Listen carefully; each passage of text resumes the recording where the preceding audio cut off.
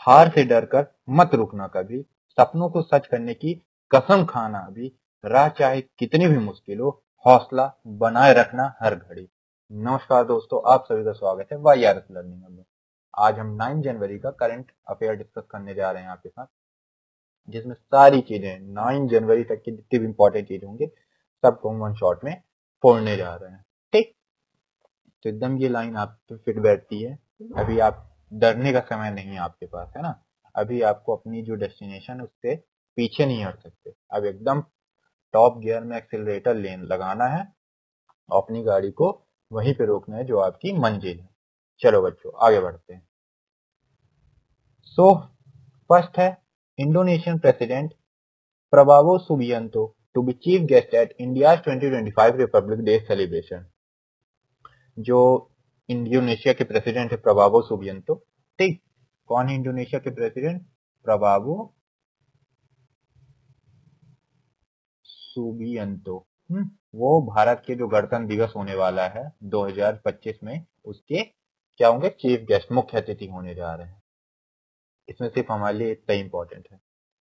Doctor V Narayan appointed as the new chairman of ISRO. जो doctor V Narayan है उन्हें नया चेयरमैन नियुक्त किया गया इसरो का। इसरो मतलब होता है Indian space research organisation, Bharat की स्पेस संस्था है।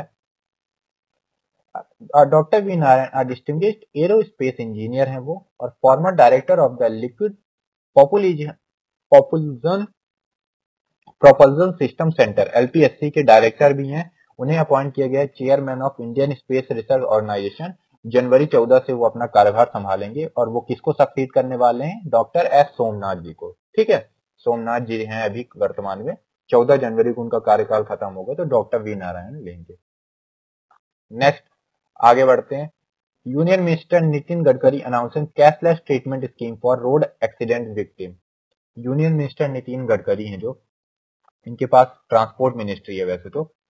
इन a significant move to enhance road safety provide immediate medical assistance to accident victims, union minister Nitin Gadkari has introduced the cashless treatment scheme. ये एक, जो हम देखते हैं हाईवे में रोड सेफ्टी को लेकर बहुत सारे नए नए कदम उठाए जाते हैं, तो उसमें कैशलेस ट्रीटमेंट स्कीम लॉन्च की गई है। इसमें ये होगा ऑब्जेक्टिव, मैं ऑब्जेक्टिव पहले पढ़ देता हूँ फिर आपको समझ में आए। इसमें the government will cover expenses up to 1.5 lakh for the first 7 days of the treatment provided the accident is reported to the police within 24 hours. इसमें आपकी, जैसे आपका हाईवे में एक्सीडेंट हुआ तो इसमें आपका मेडिकल एक्सपेंस जितना होगा 1.5 लाख तक का, फर्स्ट 7 days, फर्स्ट 7 दिन जो आपका ट्रीटमेंट होगा, अप टू 1.5 लाख, है ना। ये नहीं कि 7 दिन में 4 लाख का आपका बिल बन गया तो 4 लाख नहीं कवर किए जाएंगे, सिर्फ 1.5 लाख। और ये तब ही होगा जब एक्सीडेंट को रिपोर्ट किया जाएगा पुलिस स्टेशन के अंदर विद इन 24 आवर्स के अंदर। ठीक, चलिए आगे देखते हैं। फोर्थ, बहुत ही खुश होने वाली खबर है ये हम सब के लिए। इंडिया सरपासेस जापान इन metro rail network. Metro rail network में इंडिया सरपास कर गया, आगे निकल गया जापान से। अभी इंडिया से आगे सिर्फ 2 ही लोग हैं, कौन? चाइना है और यूनाइटेड स्टेट है।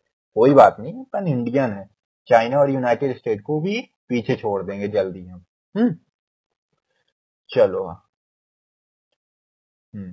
Ashwini Vaishnaw unveils government of India 2025 calendar. Union जो रेलवे मिनिस्टर हैं और इनके पास IB मिनिस्ट्री भी है। Union railway minister Ashwini Vaishnaw and minister of state for information and broadcasting L Murugan launch the government of India official calendar for 2025 at Rail Bhavan. Rail Bhavan में एक कार्यक्रम आयोजित किया गया था जिसमें भारत सरकार का जो आधिकारिक कैलेंडर है वो जारी किया, जिसमें सारी चीजें लिखी रहती हैं, है ना, कि कितनी छुट्टियां होंगी, कैसे सरकार काम होगा, सारी चीजें उसे अनवील किया गया है। तो जो उसकी थीम है वो है public welfare through public participation. जनता की भागीदारी से ही जनता का भला किया जाए, है ना, ये इसकी थीम है, तो ये हमारे लिए इंपॉर्टेंट है। ठीक, emphasizing the government's commitment to inclusive and participatory governance। ये दिखाता है कि गवर्नमेंट कितना पार्टिसिपेटरी है ना, किस तरह इंक्लूसिव कमिटमेंट है गवर्नेंस के लिए अच्छे। ठीक, तो किसने अनवील किया है? अश्विनी वैष्णव जी ने, और उनके साथ कौन थे? मिनिस्टर ऑफ स्टेट थे एल मुरुगन। चलो, first, India first organic fisheries cluster launch in Sikkim. India का जो फर्स्ट ऑर्गेनिक फिशरी क्लस्टर है वो कहाँ लॉन्च किया गया? सिक्किम में। और नॉर्थ ईस्ट के जितने भी राज्य है ना, वो ऑर्गेनिक खेती को लेकर ना बहुत ज्यादा जागरूक है, ये चीज तो मानना पड़ेगा।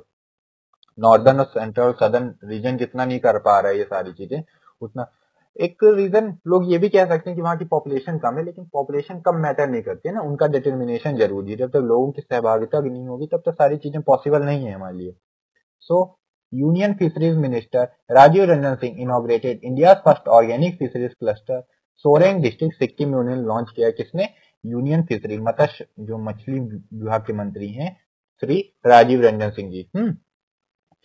एक ऑर्गेनिक फिशरीज का क्लस्टर इनॉग्रेट किया गया सोरेंग डिस्ट्रिक्ट सिक्किम में।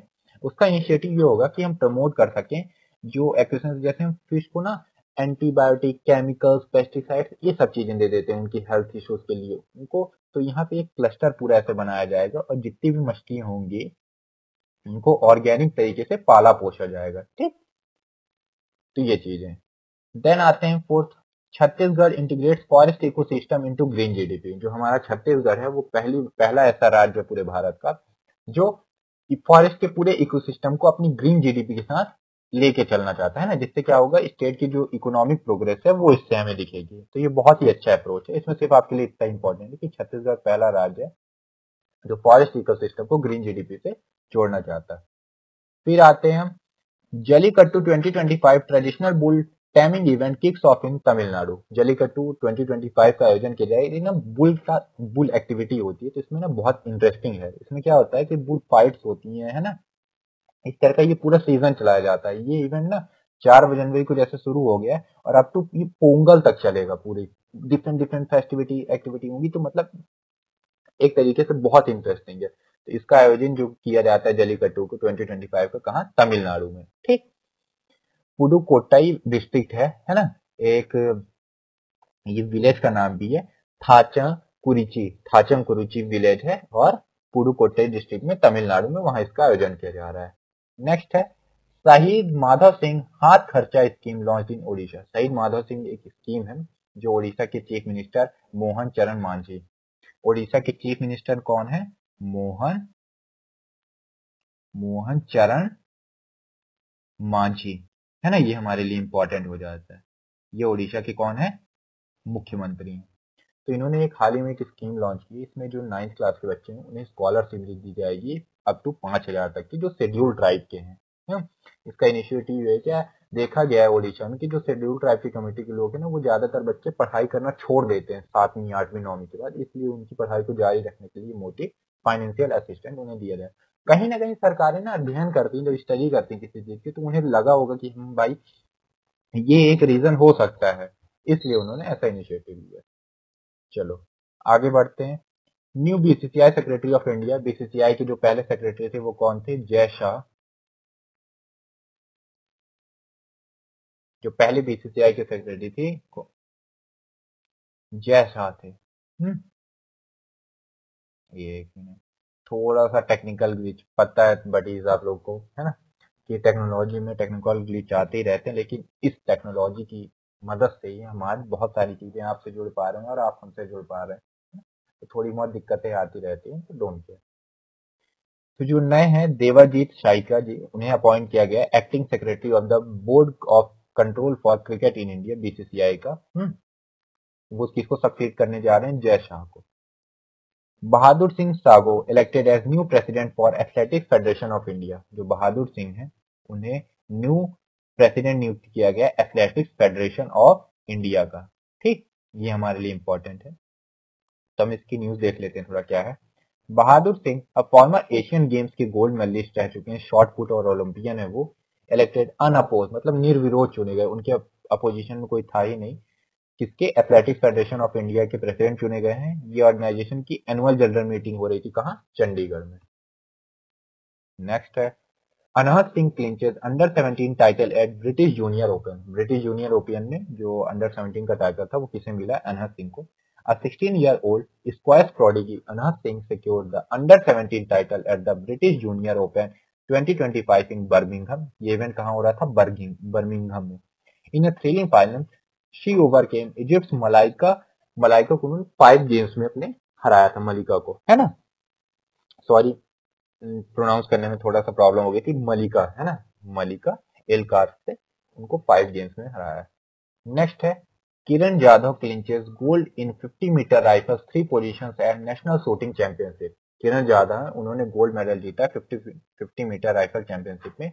इस इवेंट का आयोजन, पहले मैं बता दूं, इस इवेंट का नाम था नेशनल शूटिंग चैंपियनशिप कॉम्पिटिशन 2024। हुआ कहाँ था? भोपाल में। ये नेवी की तरफ से रिप्रेजेंट कर रहे थे किरण जाधव। तो इसके मैं तीनों विनर के नाम बता देता हूँ। गोल्ड मेडल मिला है किरण जाधव को, सिल्वर मेडल मिला है ऐश्वर्य प्रताप सिंह तोमर को, ब्रॉन्ज मिला है स्वप्निल कुशले को। इतना ही आपके लिए इंपॉर्टेंट है, बाकी और सारी चीजें हैं। Next, Yash Chopra, Shyam Benegal to be honoured at Jaipur international film festival में। इन्हें सम्मान दिया जाएगा जयपुर इंटरनेशनल फिल्म फेस्टिवल 2025 में। दो आइकॉनिक फिल्म मेकर हैं, यश चोपड़ा एंड श्याम बेनेगल। ठीक है, इनके योगदान के लिए फिल्म इंडस्ट्री में बहुत अद्भुत योगदान रहा, इसलिए इन्हें सम्मानित किया जाएगा। आगे बढ़ते हैं। अब ये बुक्स एंड ऑथर से रिलेटेड हमारे पास खबरें हैं, क्योंकि बुक्स एंड ऑथर से रिलेटेड क्वेश्चन आते हैं, खासतौर में जो एनडीए के बच्चे प्रिपरेशन कर रहे होंगे ना, उन्हें पता होगा कितना ज्यादा उनका फोबिया रहता है। बुक्स एंड ऑथर के क्वेश्चन आ रहे हैं, इनफैक्ट सीयूटी में भी बहुत सारे ऐसे क्वेश्चन आए हैं बुक्स एंड ऑथर से रिलेटेड। तो फर्स्ट है, how India scaled mount G20 by Amitabh Kant. Amitabh Kant ना G20 का जब आयोजन कर रहे थे तो उन्हें शेरपा नियुक्त किया गया। शेरपा मतलब ऐसे होता है, देखो हर देश एक शेरपा नियुक्त कर देता था जो आयोजन कंट्री होता था। तो शेरपा सारी चीजें देखता था कि G20 की मीटिंग कहाँ होगी, कैसे इसका आयोजन करना है, हर एक चीज। भाई प्रधानमंत्री तो जा नहीं सकते, है ना, इसलिए वो शेरपा, तो इन्होंने बहुत सक्सेसफुल आयोजन किया था। तो how India scaled mount G20, inside story है G20 प्रेसिडेंसी की। भारत को जब अध्यक्षता मिली थी G20 की, तो उसका आयोजन कैसे हुआ, सारी चीजें कैसे हुई, तो इसके ऑथर कौन है? अमिताभ कांत। सेकेंड बुक है मीनाक्षी अहमद की लेटेस्ट वर्क है, उनका इंडियन जीनियस नाम से उन्होंने एक बुक निकाली है। बुक का नाम था Indian genius, the meteoric rise of Indians in America. कैसे जो इंडियन कम्युनिटी के लोग हैं वो अमेरिका में राज कर रहे हैं ना। राज मतलब इन सेंस ऐसे समझो, जैसे हम इंडियन अमेरिकन जो ना बहुत वेरियस सेक्टर्स में आपको दिखेंगे। आप किसी के भी सीईओ, गूगल के ही सीईओ देख लो, है ना, सत्य नडेला, माइक्रोसॉफ्ट के सीईओ, बहुत सारे ऐसे थे, बहुत फेमस थे। इसलिए उनके जो योगदान है, उनकी जीनियस, इंडियन जीनियस माइंड्स को दिखाने के लिए उन्होंने बुक लिखी है। तो बुक किसने लिखी है? मीनाक्षी अहमद, और बुक का नाम है Indian genius, the meteoric rise of Indians in America.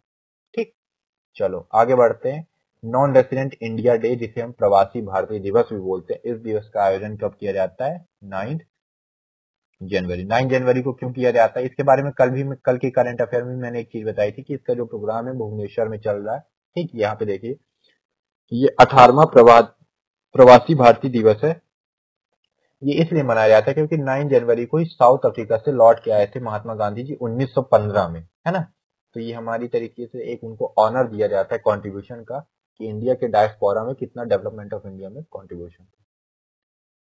That's it, आज का करंट अफेयर इतना ही था। इससे रिलेटेड अगर आपको कोई भी क्वेरी हो तो आप कमेंट बॉक्स पूछें। नोट्स आपको पीडीएफ ड्राइव लिंक की पीडीएफ में मिल जाएगी, है ना। ड्राइव लिंक का एक्सेस मिलने में अगर थोड़ा सा भी लेट होता है तो बिल्कुल घबराहट की जरूरत नहीं, वो एक्सेस आपको जल्द से जल्द प्रदान कर दिया जाएगा।